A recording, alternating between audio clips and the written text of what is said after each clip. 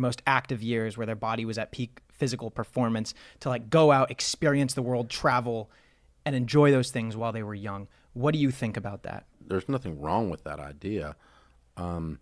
But again, for yourself? I feel like we intentionally made all of those decisions at the time because it's always a trade-off, and you just want to do your trade-offs intentionally. Okay, so if we're going to go on a trip and not work, A, we're going to be out the money for the trip. B, we're going to be out the money that we didn't work.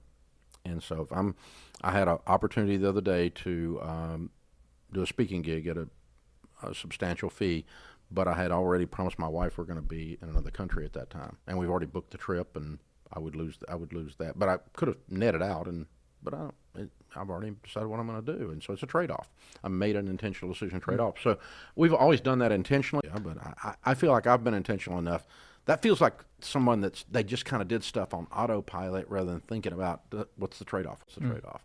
And so like we traveled, and I worked my butt off going and doing live events and this kind of stuff. And but we said, all right, the trade-off's not fair if we don't book live events on kids' birthdays. So I'm home. I did not miss a kid's birthday. I coached Daniel's ice hockey team when he was a little guy, and I didn't miss those games. I booked events around those. And if somebody came up and said, well, you can come to, no, I already made this other commitment to my son. I'm going to do that. So I've made intentional trade-offs. I either gave up business for personal, and when I didn't, I gave up personal for business, but on a wise way, a wise enough way that the kids didn't lose their minds because they didn't have a dad. How do you find the balance between